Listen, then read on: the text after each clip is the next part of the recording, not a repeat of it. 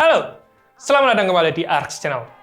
3 minggu lalu, AMD telah merilis VGA seri terbaru mereka di RDNA 2, yaitu RX 6000 series. Dan kita juga sudah nge-review RX 6800 XT.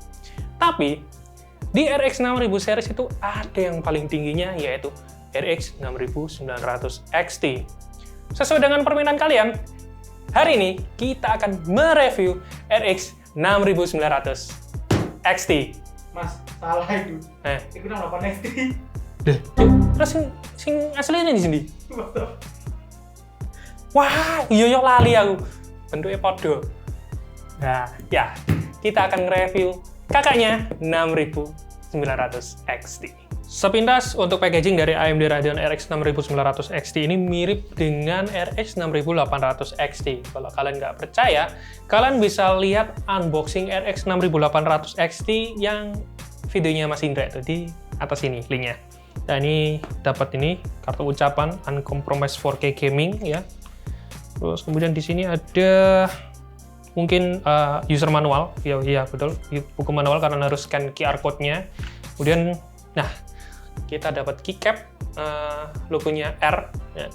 Jadi huruf R-nya kalian bisa diganti dengan logonya Radeon ya. Ini ada yang beda dengan yang kemarin RX 6800 XT. Kita dapat kayaknya ini adalah mousepad ya, tulisannya adalah AMD Ryzen Radeon. Terus bentuknya mirip dengan ini ya, mousepadnya ini mirip dengan VGA-nya ini. Setup sini. Oke. Ini 69 kan, Mat?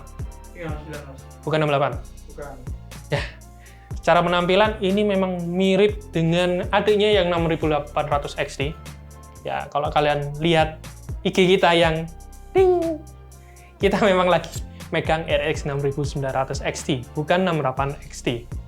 Secara penampilan dari RX 6900 XT ini mirip dengan 68 XT.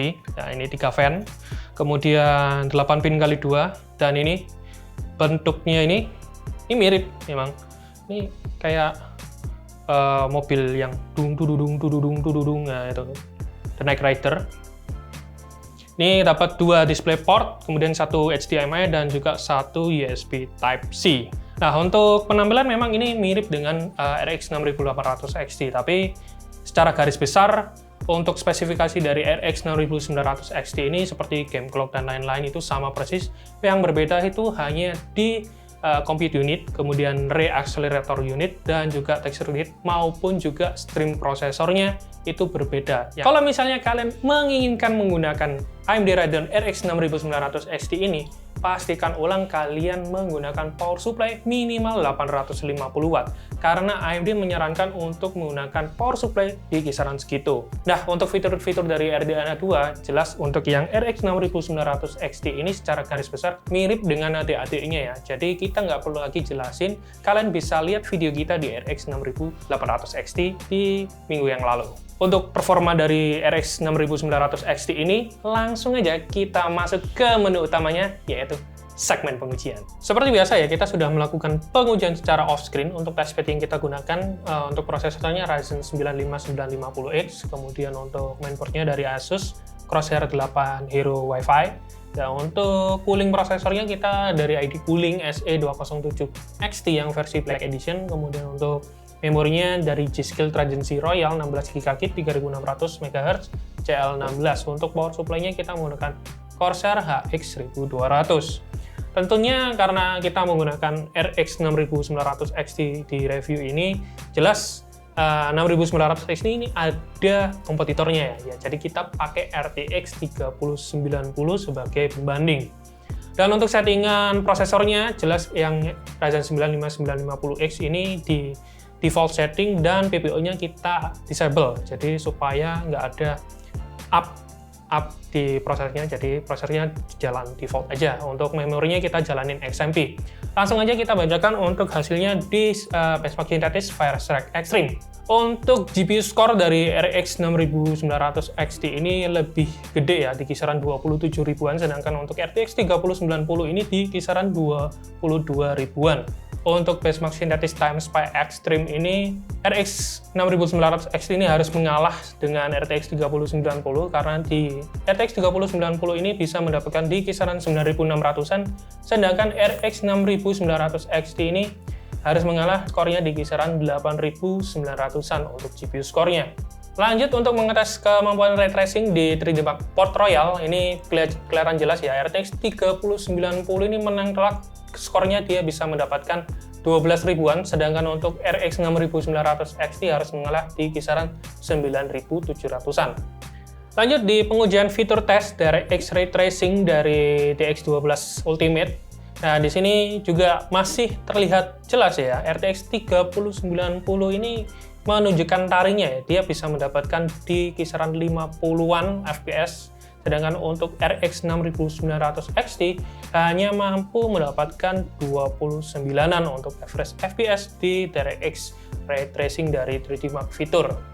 Lanjut di rendering 3D ya, kita menggunakan Blender ya, dan ini ada dua scene, BMW dan Classroom.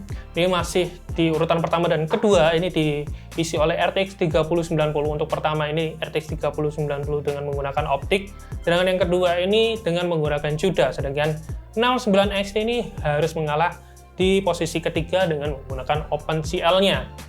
Untuk gaming, ini kita bacakan pertama adalah di Shadow of the Tomb Raider dengan Ultra Quality dan TAA untuk anti-aliasingnya. Resolusi 2K dengan preset Ultra, RX 6900 XT dia mengisi di posisi pertama. Ketika kita naikkan resolusinya ke 4K, dia harus mengalah di posisi kedua karena ini hanya berbeda kisaran 5 fps kalau dibandingkan dengan RTX 3090. Sedangkan untuk performa ray tracing-nya ya kalian sudah terlihat jelas ya di benchmark sintetis tadi bahwa RX 6900 X ini harus di bawah posisinya RTX 3090, dan memang ini kelihatan banget RTX 3090 ini dengan performa ray tracing tanpa DLSS ini masih lebih kenceng dibandingkan dengan RX 6900 XT.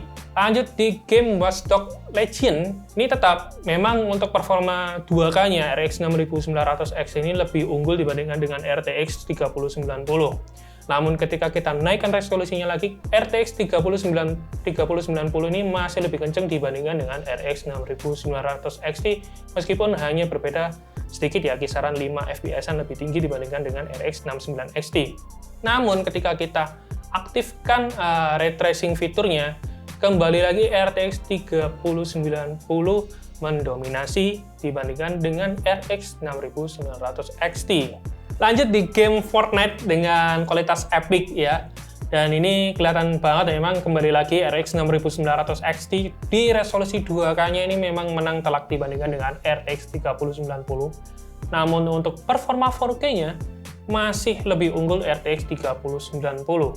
Dan kembali lagi ketika kita nyalakan ray tracing-nya, RTX 3090 ini masih lebih kenceng dibandingkan dengan RX 6900 XT. Ditambah lagi, ini sebagai gambaran buat kalian, kalau misalnya kalian pakai RTX 3090 dan aktifin fitur DLSS-nya, ini 2K dengan ray tracing epic masih bisa mendapatkan average kisaran 60 fps. Lanjut di game Assassin's Creed Valhalla ya dengan preset Ultra High. Kembali lagi RX 69 XT dengan resolusi 2K ini masih lebih unggul dibandingkan dengan RTX 3090. Namun untuk 4K-nya ini justru cukup mencengangkan ya, karena di RX 69 XT ini unggul 4K-nya dibandingkan dengan RTX 3090. Ketika kita nyalakan Smart Access Memory-nya, ini peningkatannya cukup jauh ya. Untuk resolusi 2K-nya ini hampir kisaran 15% lebih tinggi dibandingkan tanpa Smart Access Memory-nya kita nyalakan. Jadi kalau kalian pakai 69 XT, kayaknya kalian harus nyalakan Smart Access Memory-nya ya, supaya lebih kenceng performa VGA-nya. Lanjut di game Red Dead Redemption 2 dengan preset Balance Step 4, ya di sini terbalik untuk RTX 3090 di performa 2K-nya lebih unggul dibandingkan RX 69 XT. Di 4K-nya juga RTX 3090 masih lebih unggul dengan RX 69 XT. Namun untuk yang RX 69 XT dengan Smart Access Memory ini lebih kenceng dibandingkan dengan RTX 3090 di resolusi 2K-nya. Ini kelihatan jelas ya, meskipun beda cuma 1 fps, tapi ini jelas lebih kenceng ya. Lanjut di game Rainbow Six Siege ini untuk mewakili game-game FPS seperti CS:GO, kemudian Valorant ya. Di Rainbow Six Siege Ultra Preset ini kelihatan 69 XT dengan resolusi 2K, ini masih lebih kencang dibandingkan dengan RTX 3090. Namun untuk performa 4K-nya kembali lagi dia harus mengalah dengan RTX 3090. Untuk performa 2K dengan Smart Access Memory katanya nggak jauh beda karena hasilnya average FPS-nya sama dengan tanpa Smart Access Memory-nya. Untuk pengujian temperatur dari VGA RX 69 XT ini, kalau kalian lihat video kita sebelumnya di 68 XT, itu memang sensor untuk RX 6000 series ini ada dua sensor ya. Yang pertama adalah di GPU-nya dan yang kedua itu ada di junction-nya, temperatur junction. Kalau di HW-Info itu bisa kalian lihat di hotspot temperatur. Nah, di sini kita ngetes menggunakan software terjemah WebLab stress test selama 5 menit. Dengan open test bench seperti ini dan juga room temperatur kita di kisaran 28 derajat Celcius. Dan hasilnya untuk GPU temperaturnya untuk average-nya di kisaran 70 derajat Celcius, untuk load-nya itu di kisaran 75-an. Untuk hotspot temperaturnya untuk average-nya di 88 dan peaking atau maksimum temperaturnya di kisaran 95 derajat Celcius. Ini kalau kita lihat dari guideline yang sudah dikirimkan oleh AMD, ini masih aman untuk hotspot temperaturnya dan itu kalau masih belum mencapai di kisaran 110 derajat, GPU clock kalian ini boost clock-nya masih cukup tinggi, jadi nggak akan mengalami throttling selama belum menyentuh suhu di kisaran 110 derajat. Nah, untuk power consumption, ini sama kita juga menguji menggunakan Treatment WebLab Stress Test ya, looping selama 5 kali. Dan ini untuk average load-nya terlihat untuk RX 69 XT di kisaran 302 Watt, untuk peak-nya itu di kisaran 322 Watt. Ya.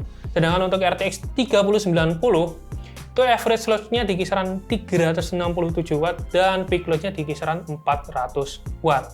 Nah, kalau misalnya kalian mau pakai RTX 3090, ini kalian wajib memang harus pakai power supply minimal di kisaran 850 Watt ya, karena mengingat peak atau average load-nya ini di kisaran hampir 400 Watt dan peaking-nya itu juga 400 Wattan. Sedangkan untuk RX 69 XT ini kalian masih bisa pakai power supply di kisaran 750 Watt karena pemakaian dayanya ini mirip dengan artinya yang RX 68 XT. Jadi di RX 68 XT kemarin kan rekomendasi power supply minimalnya di kisaran 750 Watt. Kami menghargai usaha dari Dr. Lisasu dan juga timnya yang telah membuat kartu grafis ini sebagai kompetitor dari GeForce RTX 3090. Bisa dibilang performa dari RX 69 XT ini bisa ngalahin GeForce RTX 3090 di resolusi 1440p. Kalau dibilang ngalahin bener-bener 3090, kayaknya AMD harus bekerja lebih keras lagi terutama di pengoptimalisasi ray tracing-nya. Dan mungkin Radeon di next gen berikutnya bisa nambahin fitur-fitur AI ya, supaya bisa meningkatkan performa dari arsitekturnya. Paling tidak ini adalah usaha yang cukup solid buat AMD, dan mungkin AMD nyiapin fitur lagi yang terbaru, atau RDNA 3? Kita lihat aja AMD mau ngeluarin apa lagi.